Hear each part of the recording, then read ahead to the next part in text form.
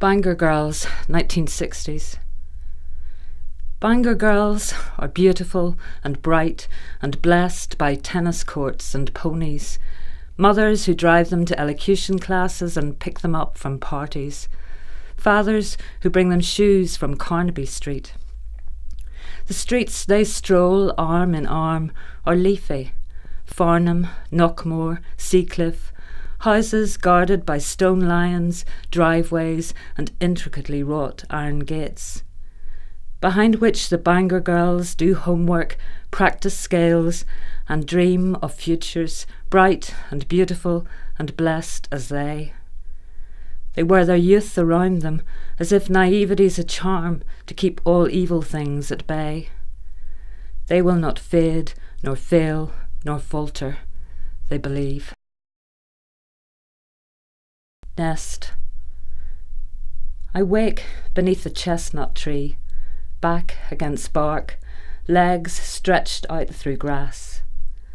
Long-fingered leaves drip light and shade haphazardly. The air is warm. In front of me, a lake lies like a mirror, and I break its surface, wash my face in its salty, ice-cold water. My horse is waiting, shaded and patient. His skin is comfort, his breath green, as he carries me on his back to the flat stone altar at the forest's heart. Being dead, I lay myself down on it thankfully, and the black bird comes, lifts me to her round, high nest. Inside the egg, I am a cell, dividing and dividing. First heartbeat, shell-filtered light, warm on my lidless eyes, until time comes and the shell cracks. My horse is waiting, bright and patient. His skin is sunlight and his breath air. Amongst the moss, his bones are white and dry. In my beak, I lift his great rib hull, his long leg bones, the instrument of his skull. And in the highest branches of the tallest tree, in wind-tossed waves of leaves, I build my horse's nest, my ship of bones.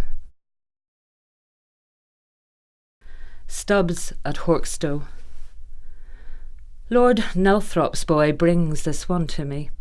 Not the usual type, old and broken, but a handsome bay gelding, still muscled up and fit, crippled though, tendons snapped on the hunting field, no use to his lordship now, so kindly donated. I hold the halter rope, my assistant cuts the throat. His knife, well practised, and the keen arc of jugular blood marking the air with its hot, ferrous smell. The boy can't watch, pales, has to be sent indoors for a drink of water. The horse goes down neatly, onto his knees, onto his side, feet jerking, mixing the mud and blood into a red paste impasto thick. We wait until he stills and his eyes film. Then the rush to inject veins and vessels with liquefied tallow before they collapse. The tackle is my own design, an iron bar suspended by a teagle to which iron hooks are fixed. Pass these hooks through the ribs, under the backbone, fasten them. So the corpse is lifted, hung, hooves resting on a plank, and I can set them in the attitude of a horse walking. It is a long journey into the body of a horse, into the structure of reality. Abdomen, 5 layers of muscle, peritoneum, pleura, lungs and bowels, then the head, stripping the skin until the muscles are cleaned and ready for me to make careful diagrams, write detailed explanations. The work of a day, and then another, on and on, working against time, the fattening flies, the smell. I do not flinch. Tullymore. My mother is no ghost, no presence, no sign, nowhere, except beside the Shimna, where coming back is a counterbalance to loss. The same paths walked by generations, the same trees shading the paths, although the people have gone into the flow of time. June sun illuminates brackish water, ripples over stone, shadowfish flicking their tails against the current. The August forest smells different, sweeter, decaying towards autumn.